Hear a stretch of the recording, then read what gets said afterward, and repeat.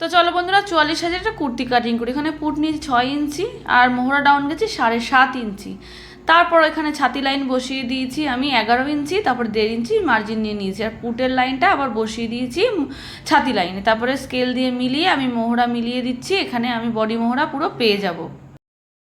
Body Mohra 7.5 ইঞ্চি নেওয়ার পরে তার 3 ইঞ্চি নিচে নিচ্ছি আমি মিডিল চেস্ট লাইন এবং সেখানে আমি মিডিল চেস্টের মাপটা বসিয়ে দিচ্ছি। ওখানে কোনো অ্যানাউন্স যাবে না মিডিল চেস্টে। তারপরে তার ঠিক 5 ইঞ্চি নিচে যাচ্ছে কোমরের লাইন, ঠিক তার 7 ইঞ্চি নিচে যাবে আমাদের হিপ লাইন। এবার আমি কোমরের লাইনে যা কোমর আছে তাকে 2 ইঞ্চি অ্যানাউন্স দিয়ে বসিয়ে দেব। বসিয়ে দেওয়ার পরে আমি আবার 1.5 ইঞ্চি মানে মার্জিন নিয়ে নেব।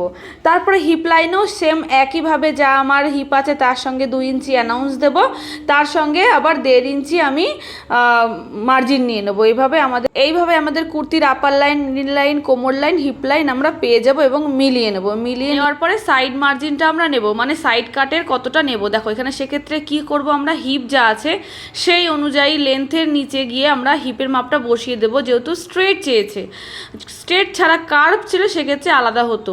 তো দেখো মিলিয়ে দিচ্ছি এইভাবে।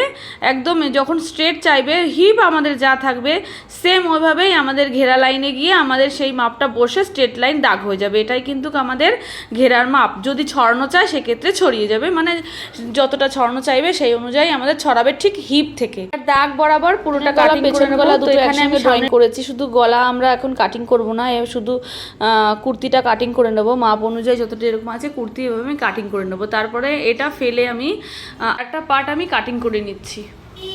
ঘরঘড়ির মার্কার দিয়ে আমি ভালো মতো দাগ বসিয়ে নেব, যেন আর একটা যে পার্ট কাটিং করব সেই পার্টে একদম সেলাইয়ের যে দাগ মানে চিহ্নগুলো পরপর বসে যায়, তাহলে সেলাই 1 ইঞ্চিও এদিক ওদিক হবে না। তো দেখো আমি পুরো দাগ দিয়ে নিয়েছি। এবার আমি কাটিং করে নিচ্ছি। মানে এটা আমি পেছন গলা কাটবো একটা, সামনের গলা কাটিং করব একটা।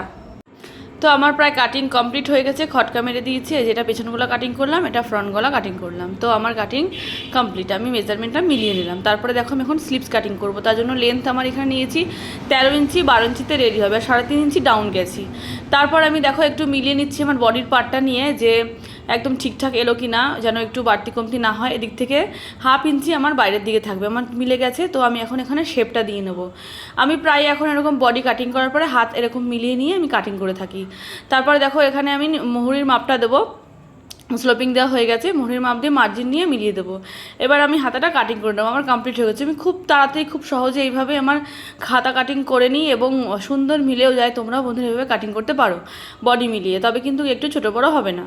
তো আমার এটা কাটিং হয়ে গেছে। এবার আমি তেরছা পট্টি কাটিং করে নিচ্ছি। দেখো এই পাশ থেকে নয়তো কাপড়টা পুরো নষ্ট হবে। আমি একদম চোখের মেজারমেন্টে আমি তেরছা পট্টিটা কাটিং করে নিলাম। এখানে যেহেতু 4 ভাঁজ আছে, আমার 4টে 8টা বেরোবে। এইভাবে আমার কিন্তু গলা মানে কভার হয়ে যাবে। তো আমার কাটা কমপ্লিট হয়ে গেল।